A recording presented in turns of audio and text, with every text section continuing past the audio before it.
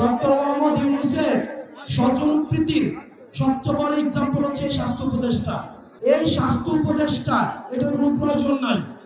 উনি যে বেতনটা নেয় এই বেতনটা হারাম হবে।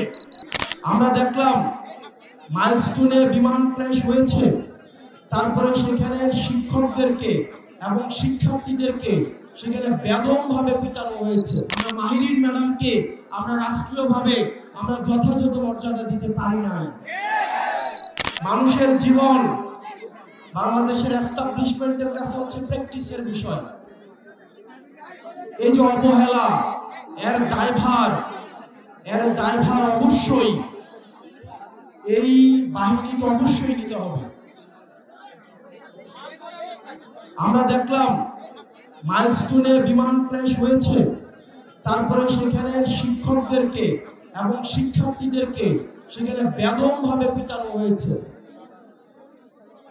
আমরা দেখলাম প্রশাসন যথাযথ, আমাদের একজন স্বাস্থ্যমন্ত্রী আছে বাংলাদেশে, চিনেন ওনাকে? উনি ডক্টর মোহাম্মদ ইউনূসের ভাই ব্রাদার কোটায় আসছে। ডক্টর মোহাম্মদ ইউনূসের স্বজনপ্রীতির সবচেয়ে বড় এক্সাম্পল হচ্ছে স্বাস্থ্য উপদেষ্টা। সবসময় বলে আসছি এই স্বাস্থ্য উপদেষ্টা এটার কোনো প্রয়োজন নাই। আপনারা দেখছেন ওনার কোন ধরনের অ্যাক্টিভিটি? উনি যে বেতনটা নেয় এই বেতনটা হারাম হবে। উনি যে গাড়িটা চড়ে সরকারের টাকায়, এটা হচ্ছে জনগণের সাথে বেইমানি। এই স্বাস্থ্য উপদেষ্টা এটা কোনো কাজের না। উনি কিচ্ছু বুঝে না। উনি স্বাস্থ্য ব্যবস্থা বুঝে না, উনি চিকিৎসা বুঝে না, উনি ইনস্ট্রুমেন্টাল, ওনার কোনো নলেজ নাই। ওনার একমাত্র যোগ্যতা উনি গ্রামীণ ব্যাংকে ছিল এবং ডক্টর মোহাম্মদ ইউনূসের উনি হচ্ছেন খুব কাছের মানুষ। এটাই ওনার যোগ্যতা। এই স্বাস্থ্য উপদেষ্টা লইয়া আমরা কি করিব? এবং দুঃখজনক বিষয়, উনি নিজে চিকিৎসা করাইতে সিঙ্গাপুর যায়। উনি চিকিৎসা করাইতে নিজে সিঙ্গাপুর যায়। এখন আমরা বললে তো হচ্ছে বিরাট বেজার হয়,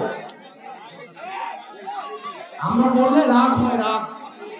উনাকে নিয়ে একবার কথা বলছিলাম, এরপর উনি আর আমাদের সাথে কোনো যোগাযোগ করে না। এই স্বাস্থ্য উপদেষ্টার অনীতি বিলম্বে এই জনগণের যে টাকা পয়সা উনি বেতন দিছে সেগুলো রাষ্ট্র কোষাগারে জমা দিয়ে ওনার অনীতি বিলম্বে পদত্যাগ করা উচিত। প্রিয় চাঁদপুরবাসী, আমরা অভ্যুত্থানের পরে রাষ্ট্রটাকে ঢেলে সাজাইতে চাইছিলাম, কিন্তু দুঃখজনক বিষয় আমাদের স্বাস্থ্য ব্যবস্থাও আগের মতো, আমাদের আইন শৃঙ্খলা ব্যবস্থাও আগের মতো। আপনি দেখবেন আমাদের দেশের সিভিলিয়ানরা কখনো হিরো হয় না, যার কারণে আমাদের এই যে মাহিরিন ম্যাডাম, যিনি এই মাইলস্টোন কলেজের 20 জন শিক্ষার্থীকে নিজে উনি উদ্ধার করেছেন, পরবর্তীতে উনি নিজের জীবন ওনার চলে গিয়েছে, উনি নিজে নিহত হয়েছেন। আমরা মাহিরিন ম্যাডামকে আমরা রাষ্ট্রীয়ভাবে আমরা যথাযথ মর্যাদা দিতে পারি নাই।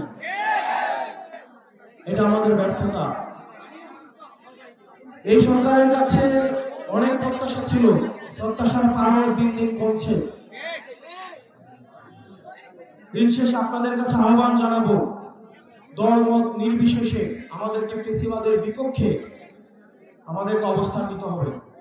আপনারা গতকাল দেখছেন লাশের উপর দিয়ে এই আওয়ামী ফেসিবাদ আবার তারা হচ্ছে রাজনীতি করার চেষ্টা করেছে। আমরা ফেসিবাদ বিরোধী রাজনৈতিক দলগুলো সুকাহত, যারা বাংলাদেশকে ধারণ করে আমরা সুকাহত, কিন্তু আওয়ামী লীগ যদি ফেরার চেষ্টা করে তাহলে এই শোক শক্তিতে পরিণত হয়ে এই আওয়ামী লীগের চ্যাপ্টারটা আমরা ক্লোজ করছি। ভবিষ্যতের উত্থানের যে কোনো সম্ভাবনাকে আমরা একদম না করে দেব।